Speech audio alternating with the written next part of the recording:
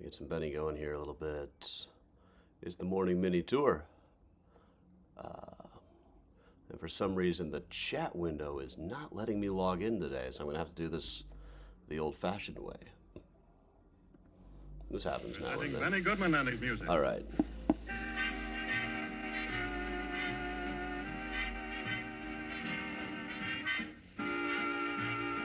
Let's go on.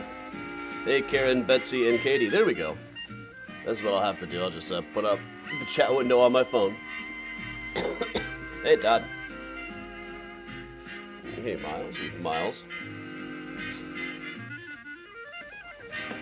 Just doing a quick one today as I got to head out to Rose Hill to run the tour there. Tends to be the way on weekends around autumn. Hey, Georgia. Hey, Karen. Hey, Martin.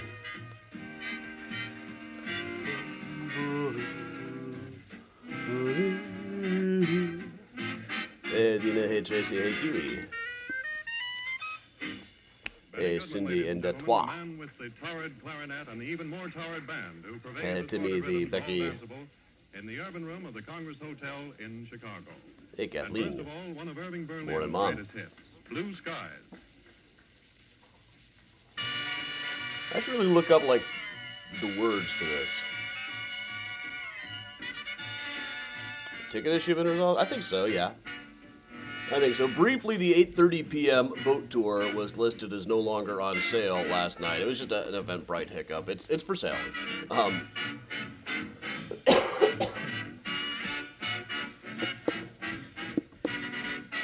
Hey, Roberta. Hey, Grandma. Hey, Lynn. Hey, Gladys. Hey, everybody. Hey, Tony at Egg Harbor. Morning, Bernadette. Give us a moment. Hey, Miles. Hey, Susan.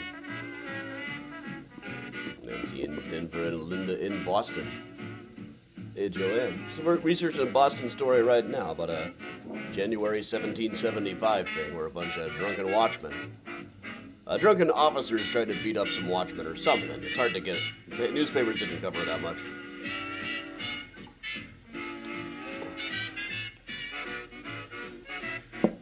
Hey, Timberlake.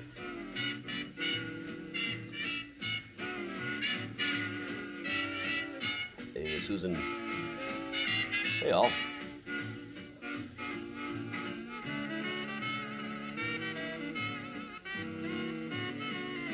Karen, me too. No, October ones are off to a pretty good start, considering I haven't really even started pushing them yet. But shortly I will. Laura, now this is some apple pear ginger Italian soda.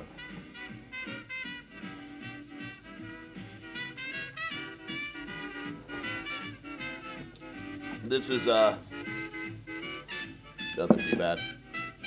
Hey, Kathy, good for you. I had never really gotten flu shots either till like last year.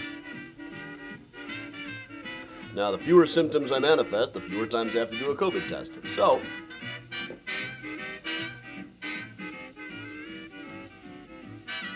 all right. Oh, my comments have vanished. There they are. But all right. So it's just a quick morning mini tour today because I have got to rush off to Rose Hill Cemetery here in Chicago. So I thought for today I'd just pull up the old list of jerks from Chicago history, jerks in Chicago cemeteries. Let's talk about a couple of jerks, shall we? Start with, we got Reuben Slayton over here. I keep threatening that one of these days I'm going to be doing a Crooked Cops in Chicago tour. I just don't want him to get a target on my back from Officer Friendly out there. It only, as Bob Gibson used to say, it only takes 10,000 crooked cops to ruin the reputation of one honest man. This is Officer Reuben Slayton, who was buried out at Forest Home Cemetery. You might have seen the interstate going by, right by there. 290 runs right alongside this. Here is Officer Slayton himself. His name rhymed with Satan. One can see. Most notably, back behind Eternal Silence at Graceland Cemetery, the statue of the guy in the hooded robe going like this, that will be back on the tour route very soon, once they finish the new entrance. There was a guy by the name of Henry Harris, a man who had come to Chicago probably as a fugitive slave in 1862. Now it was 1867 and he was free, but still understandably a little bit jumpy. He was having his fortune told when Officer Slayton broke into the fortune-telling parlor. Henry Harris was not wanted for anything, but Officer Slayton chased him down and beat him so badly that he died that night. Now, this is a case that even at the time it inspired a lot of controversy. One of the newspapers said that a police officer like this has no more business being on the police force than a burglar has being on the Supreme Court. And he was eventually given about like a 30-day suspension or something.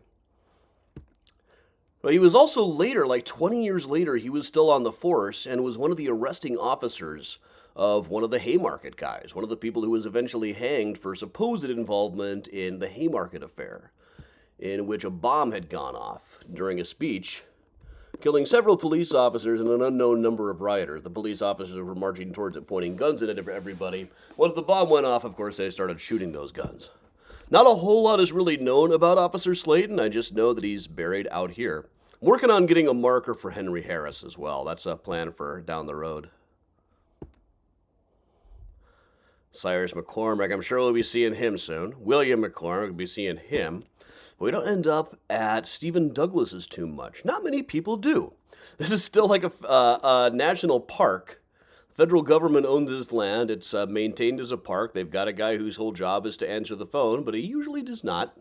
Or at least last time I tried to call. Whoever's got the job of being the custodian at this tomb has a pretty cushy job, honestly.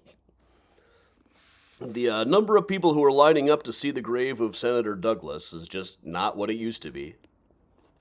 But Senator Douglas, of course, was the other half of the Lincoln-Douglas debates. And really, in a way, he helped build Chicago in a very big way. He helped get the railroads to Chicago, which was extremely important to the growth of the city.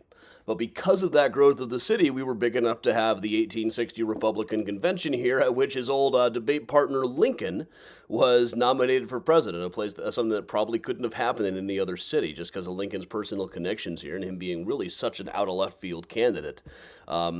Effectively dug his own political grave there. But here's the inside of the Douglas tomb. You can see the thing is absolutely a huge tomb. You can walk right inside. If you look on the side there are pamphlets. There are literally pamphlets about Stephen A. Douglas sitting on top of his sarcophagus, which I always thought was just delightfully tacky. Love it. I mean, I'm not shedding any tears over the guy. This is a guy who gave a speech in Chicago when he wanted to spread slavery into other new territories, not just the one south of Missouri. So it is. In this order-loving, law-abiding, abolition-ridden city of Chicago, this is a downstate paper, Illinois' great statesman and representative in the United States Senate was cried down and refused the privilege of speaking. This is the freedom of speech, which the minions of sectionalism boast is one of their most sacred articles of faith, and which these peculiar political moralists and reformers of all abuses harp upon. In the name of freedom, they have insulted and followed to his home with groans the man who has done more in the halls of Congress for their city than the entire state than any other man that can be named. The people who assembled in the thousands to applaud the ravings of the Negro Douglas, Frederick Douglass, denied a hearing to the white Douglas, Stephen, as the representative of their state in the National Senate. But, you see what they're doing here. It's like when every time somebody punches a Nazi, you see people going, "Oh, how tolerant." Jackoffmotion.gif. And slavery has now taken up Stephen A. Douglas because he has stooped lower and eaten more dirt than any other man in the North. Let us discard him. Abolish the past, look to the future. Act together for principle. Give up all isms and oppose slavery. Some isms are good isms. Let's just say that. This ism, that ism. 1850, here's one of the Lincoln-Douglas debates. Now, it's very difficult nowadays for us to know who won the Lincoln-Douglas debates because newspapers were highly partisan at the time. This was a Douglas paper saying Lincoln's heart fails him, Lincoln's legs fail him, Lincoln's tongue fails him, Lincoln's arms fail him, Lincoln fails all over. The people laugh at him. Douglas, the champion of the people. Douglas' skin is the living dog. And now he has brochures on his sarcophagus.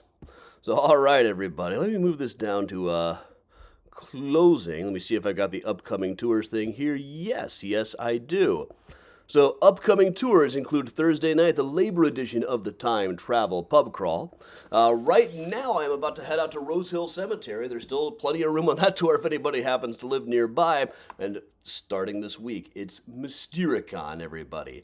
Some tickets for the boat tours are still available. The walking tours, mine, Mandy's, Layla's, Patty's, all these things are going on. Go to Mystericon.com. All the October dates are up at MysteriousChicago.com. Lots of great stuff happening here. More ripping on Stephen A. Douglas while we're at it.